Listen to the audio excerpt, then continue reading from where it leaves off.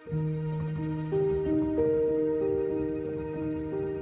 Krishna and welcome to day 5. Today we continue with clutter clearing, but we'll go a little deeper. So to me, clutter clearing is not just cleaning. Okay, so day before yesterday we did some clutter clearing, and it's we got rid of a few things, and even that physical cleanliness brought in so much of peace. Yeah, but clutter clearing is goes beyond that. It is modern day alchemy, and I noticed the shares that came in the group, and for some of you whom I know, I could relate that how that clutter clearing was so aligned with the issues that they are experiencing in life. Like, some of them got rid of so much of extra baggage where they in their life are feeling so burdened. Some of them got rid of their medicines, but while they're dealing with health issues. So, like, I don't know if you saw it, but I could see the connection, and that was beautiful. So, clutter clearing is like modern day alchemy. It has a power to transform your life, but in very quiet and profound ways. It's just about how mindfully you do it, how present you are to what's coming up when you are clearing this clutter that is around you. So we are still in the week of air. We are still working with the element of air, and air governs the mental space of the self. Okay, so all the mind related, like if you're familiar with tarot, even in tarot, the swords are a representation of air, and the swords are also a representation of mind. So it relates to clarity, it relates to organization, it relates to focus, and the ability to see far ahead, plan ahead in time. So, to understand the spirit of air, imagine you are standing on a mountaintop and the air is fresh, the light, and it's all sparkling, like, you're breathing deeply and your entire body feels invigorated. So, let's take a breath right now.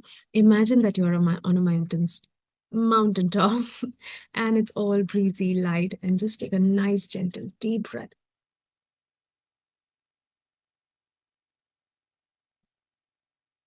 Love that stillness, isn't it? So, and as you breathe and as your whole body is getting invigorated, when you look down into the valleys and far into the distance, it feels like you can see forever, isn't it? So, this is the quality of mind, or reminded me of my home. We would literally stare out of the window, like for a very, very long time. Yeah. So, this really feels true to me. And this is the quality of the mind that the air invites us into today. Okay, clearing unused or unloved possessions can create the same experience inside us. Okay, so objects that are not used, not loved, or connected to heavy memories can lower our vibrations without us consciously noticing it. Yeah, so there is a reason, in many spiritual traditions we always discourage accumulation, right? So to talk a little about this thing, as we grow up, the way our education system and the way we are programmed, more marks means success. I always tell this. And then gradually, the higher the marks, the more you're successful. Then the more number of degrees means you're more successful. And then the more digits in your salary means you're more successful. More number of rooms in your house can mean you're more successful. More number of I hope not wives are making you successful, but more number of houses are making you successful. Like the more is making you successful. And in that, we are holding up to so much more. We are just so used to accumulating. Like I would see some people would, like when I see them filling their plates with prashadam, they would always take more. Quite a few people do that. And I was one of them, I was really one of them. I would always get, when I was living on the farm in my initial years, I would get the dabba full of prasad home only to find more than half of it going to waste. And then when it kept on happening, like it happened, and I didn't like throwing it away because it's prasadam, but I had no other choice but to put it in the goba glass plant. And eventually I learned like I to take only what I needed instead of wasting. So I get sometimes this more can come from, because that's how we are programmed, more, or we'll miss on something. Let's take everything we can get. And more can also mean there was a scarcity at some point of time, and we are programmed to hold on to more, maybe in this life, maybe in past life. So it's not about judgment here, it's more about awareness. Okay, so when we let go, when we that is the reason accumulation is discouraged in many spiritual traditions. So a powerful connection exists between how we organize the material world and how we grow spiritually. When we are surrounded by too much, we lose sensitivity, we lose presence, we lose awareness of the divine. When we clear what lowers our energy, the home begins to feel like a refuge to the soul. Yeah? And a soulful home silently affirms, you are okay exactly as you are. Mm. And it becomes a place where you explore who you are and what you might become. When you get rid of so many things, I'll tell you one very practical thing. Remove all that thing that is not necessary in your house. I know it sounds like, oh my God, she's asking us to clear our whole home. But just think about it, okay? Just like reflect on it. If you don't have what you don't need, okay, there's so much more space in the house to move around. There's so much money you save, literally. And there's so much more you can do with the time which you otherwise spend cleaning and organizing all these things. Yeah. So the less, the better, really. So now I don't expect you to clear your entire house. Yeah. But it's all about making your home a place where you are having a sense of belonging. That's what a soulful home does. It becomes a place where your roots can sink into the earth, where a place where the nervous system feels safe, where you're not constantly triggered by, oh my God, there's so much work around, I want this, I want that.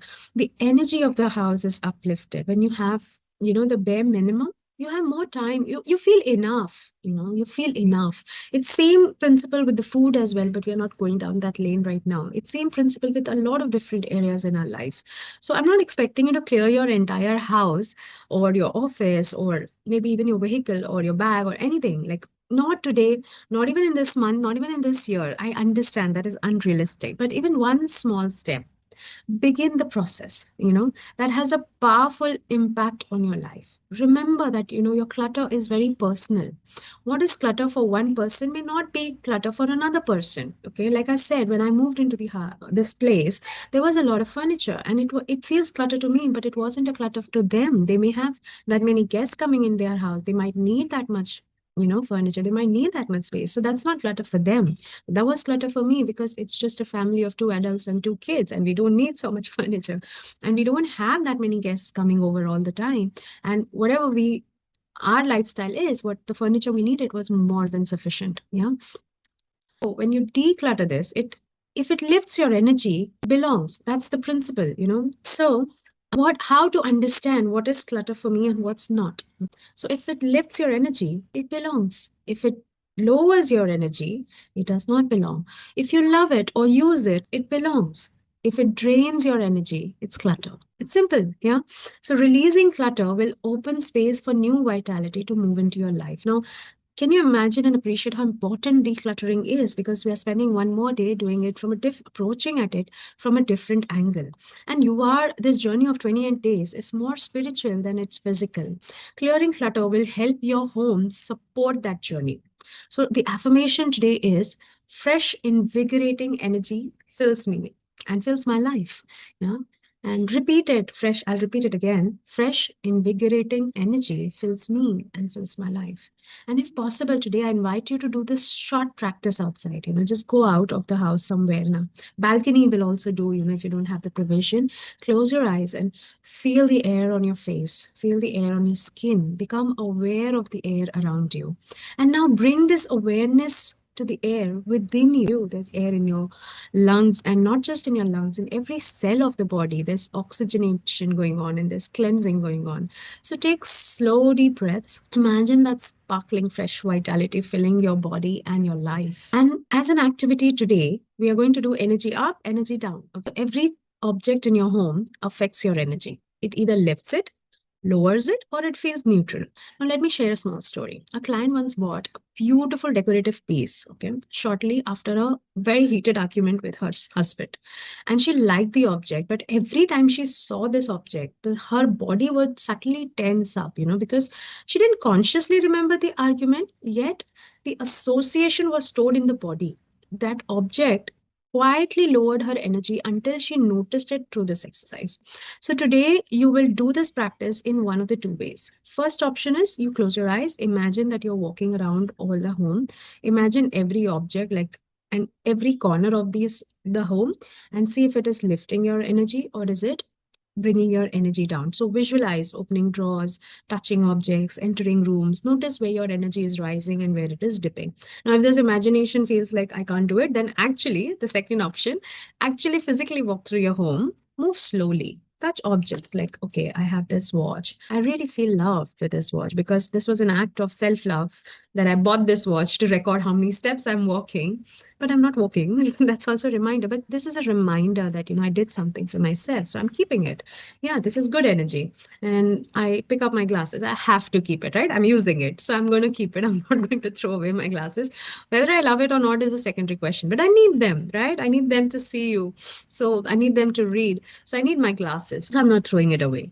Do you get it? But maybe there might be like a rubber band lying around which I'm not using, which has become very dirty. Throw them away. Throw that away. Simply don't think like, oh, I'm going to wash it and use it. No, just like, or if there's any old rag lying around somewhere, even if recently my brother, he put down the picture of our late father and he told me that, every time I look at the image, I would really miss my dad and I really sometimes get really depressed. And he spoke to my mom and she said, okay, so he had the image of my dad in his room. But then he removed it and my mom took it in her room. And she was okay with that. It was fine for her.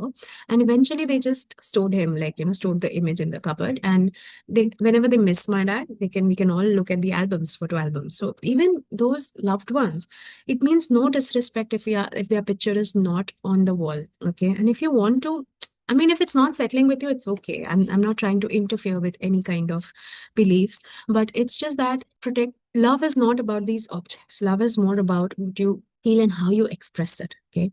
So, and my mom asked me, like, is it okay if we remove our dad's picture? And I was like, why not? If that's not making you feel warm, if it's making you more hurtful when as you're missing them, then it's okay. He would want that you don't have the picture. And it's not about keeping a picture forcefully when you're really not feeling that love and you're feeling more hurt by it.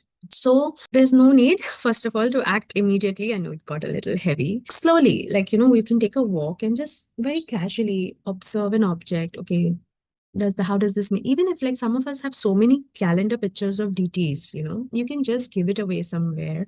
You can find a way to let go of them, those small showpieces, gifts, item people gifted you so many years ago. You may have an extra pair of so many things. Let me not go there. I remember having three different set of mixer grinders because they were all gifted and I had to give them away. So I kept which really worked for my style the most, and the remaining ones I just gave them away. So now someone may think like you could have sold it. It's like I don't want to get into the hustle of doing that because it takes a lot of energy. So I just gave it away as a gift because I received it as a gift. So whatever works for you. But as you look at these objects, touch them, feel them, see them, notice your body sensations also. Notice your breath, notice your heaviness. And that is why I suggested the first option because when you're physically doing it, you are more involved in the act of it rather than noticing the breath and the heaviness and the lightness, the warmth, the resistance that is coming up in your body. Go through. If something is making you really feel loved and warm, in fact, remove it from the cupboard and place it up somewhere. If you know and if something out there is making you feel, oh, I don't want this, like this reminding you of bad memories, then put it away. Either close it, lock it for now if you don't want to throw it away or get rid of it, but at least do something about it. And today is only about awareness, so you don't have to just go and start throwing things away today. It's a good day. Take time to just be kind to yourself, move slowly, notice deeply, and just look around. Thank you very much for walking this journey with me. So afterwards, you may choose to gently adjust your surrounding, your space over time. You don't have to do it today. Today, just notice, release what lowers your energy, display what uplifts you, and that should be enough. Just noticing should be enough for today. Be kind to yourself, move slowly, notice deeply, and thank you so much for walking this journey with me. Hare Krishna.